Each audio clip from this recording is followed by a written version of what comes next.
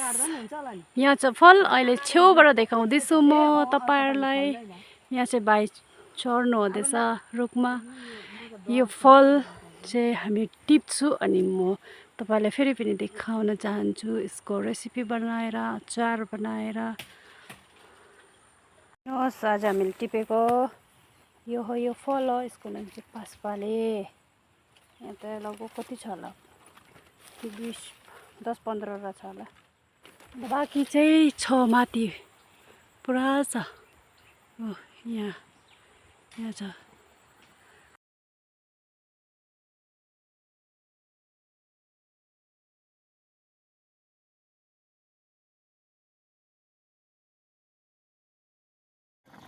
यो चाहिँ उम्लिसक्यो। यो चाहिँ अलिक बेसी भएर चाहिँ उम्लेकै छैन।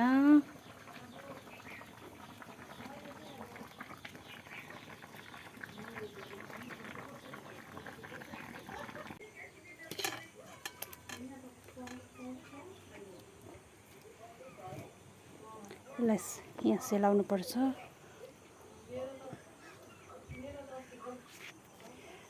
अहिले चाहिँ यसको पानी पुरा सुक्यो र अहिले म चाहिँ यो चाहिँ तोरी हो। म त यो तोरी भुटेको, यो चाहिँ कालो तोरी। अन्त यहाँ चाहिँ छ तिल र तोरी भुट्नुपर्छ।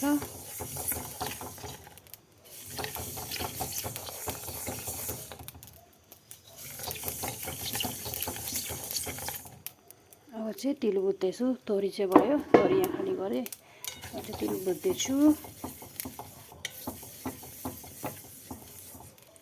यो दुईटा भुटिसकेपछि चाहिँ मिक्सीमा मजाले पिस्नुपर्छ।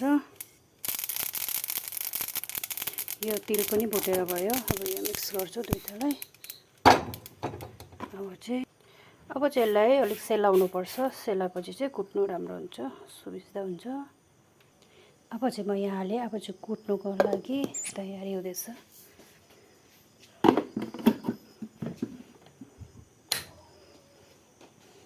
यसलाई चाहिँ कुट्नुपर्छ, पिस्नुपर्छ।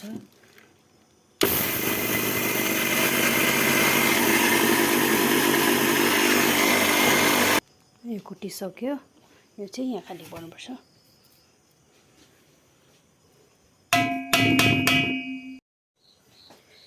यहाँ चाहिँ यो अघिको तिल र तोरी, अन्त यहाँ चाहिँ यो पिसेको यो खर्सानीको धुलो,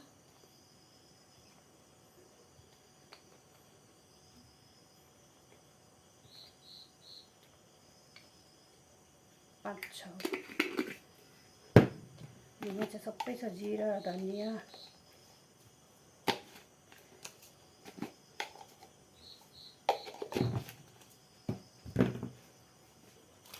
यो तेल हेर्न सक्नुहुन्छ।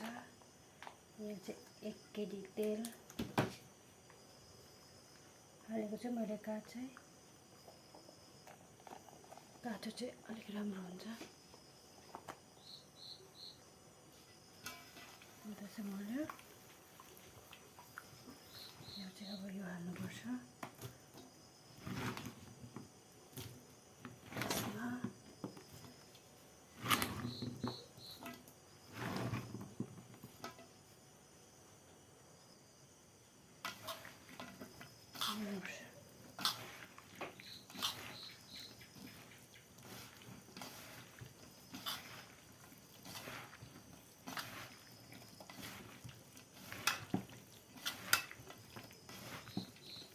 एकदम अर्ग्यानिक हो। यसमा कुनैको नरम मसलाहरू छैन, राम्रो मसलाहरू मात्रै छ।